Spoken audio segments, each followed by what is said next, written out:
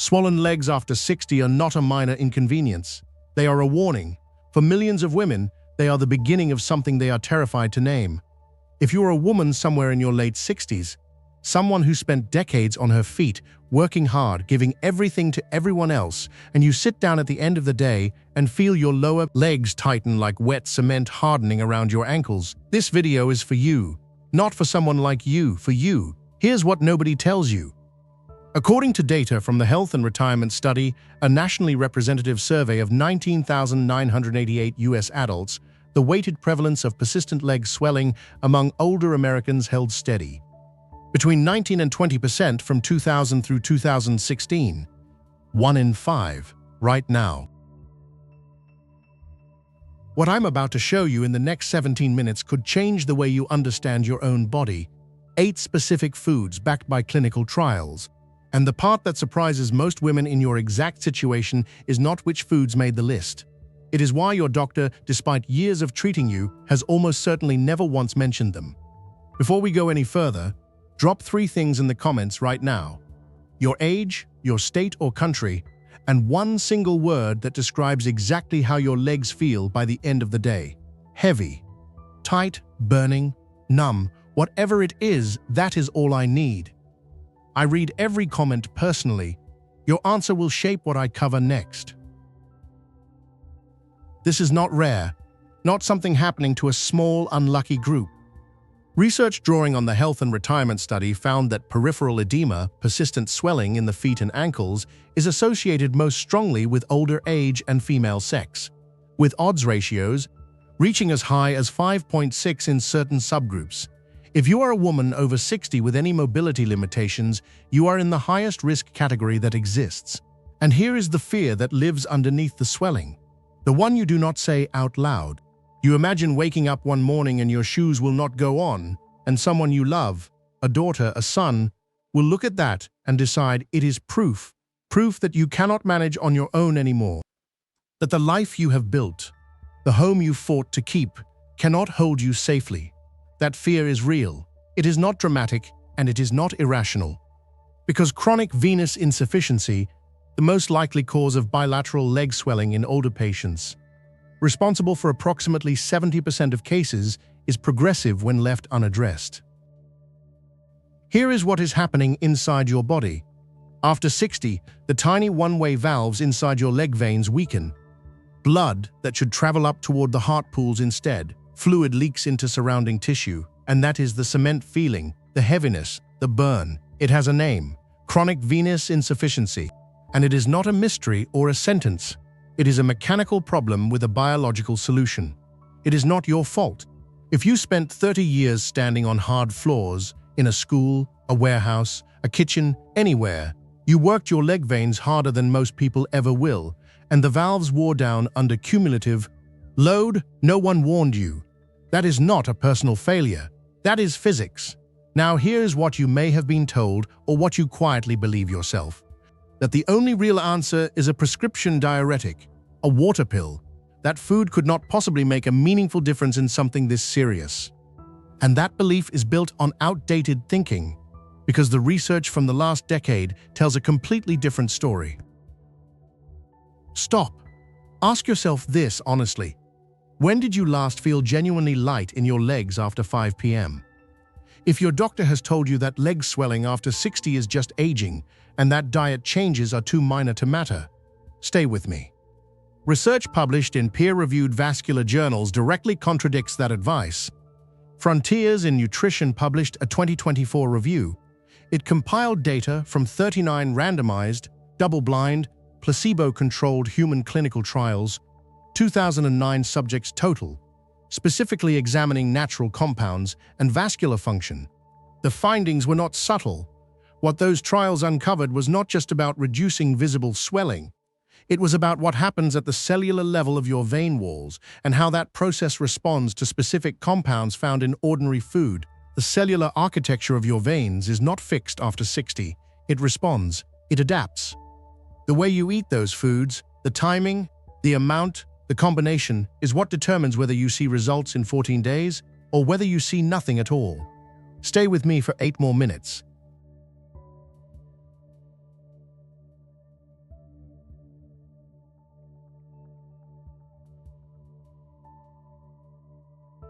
Think of your leg veins like a garden hose with a weak grip at the nozzle.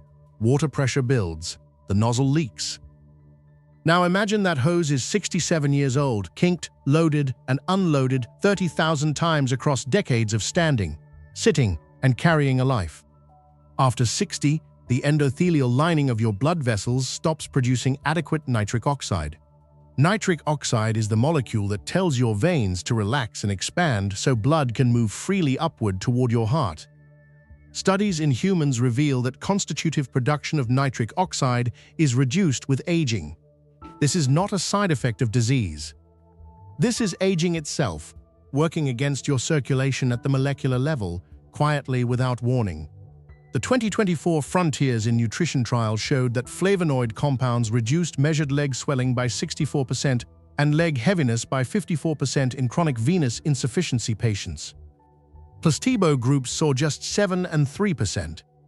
A University of Glasgow research team established that acute dietary nitrate supplementation via concentrated beetroot juice at 800 milligrams improved flow-mediated dilation of the superficial femoral artery, the main highway of circulation from your hip to your knee, in healthy older men with a mean age of 69.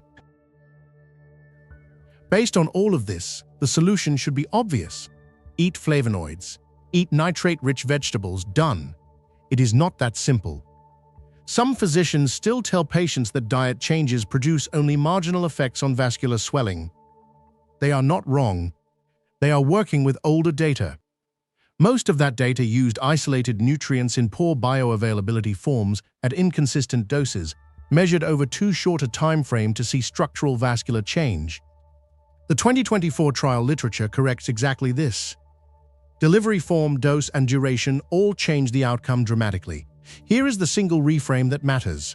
Your leg swelling is not just about fluid.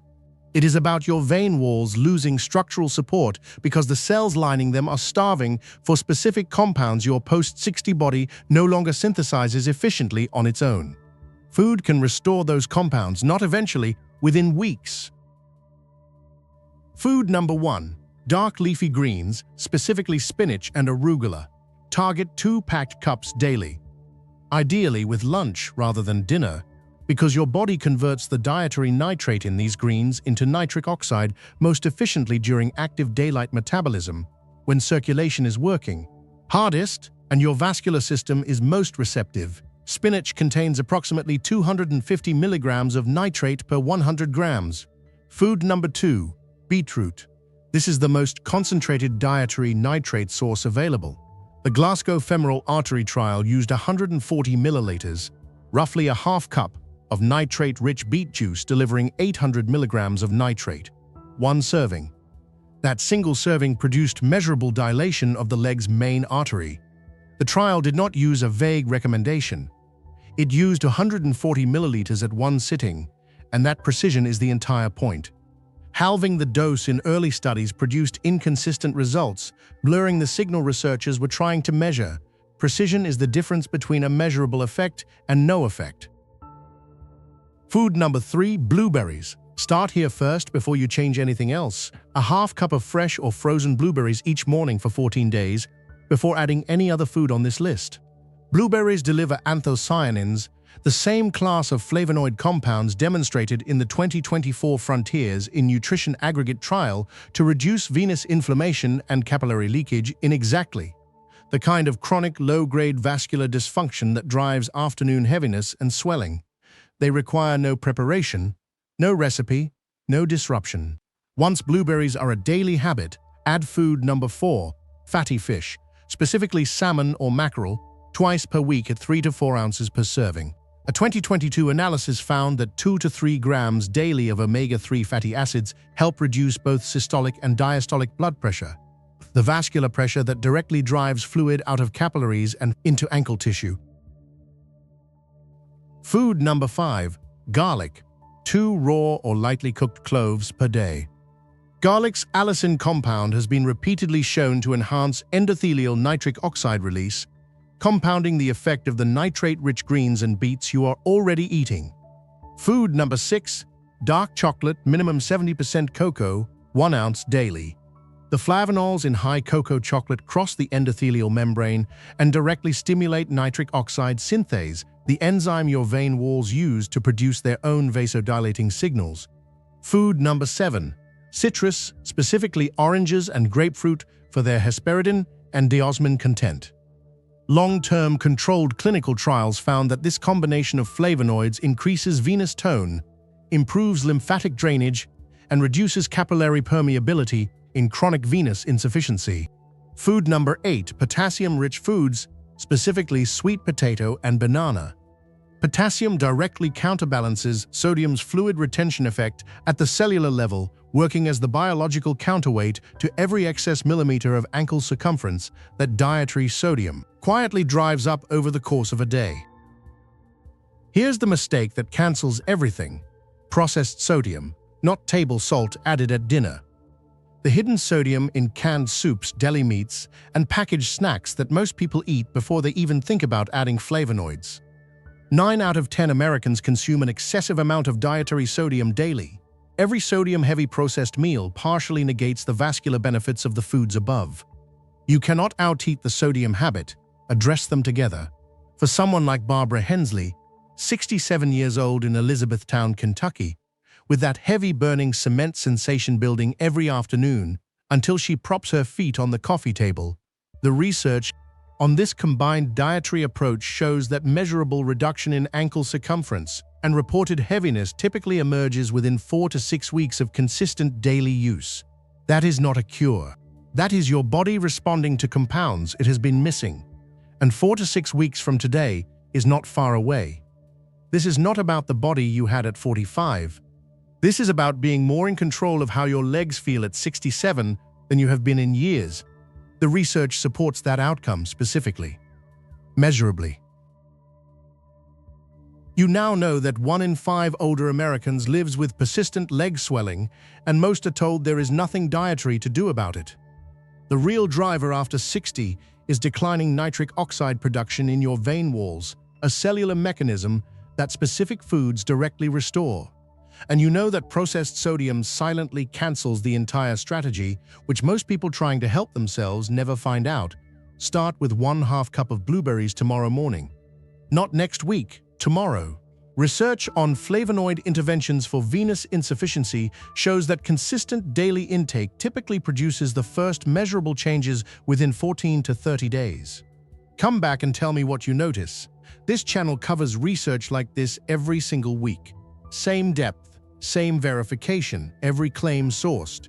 If this video helped you, make sure you are subscribed, because the algorithm does not reliably surface the next video to people who watched this one.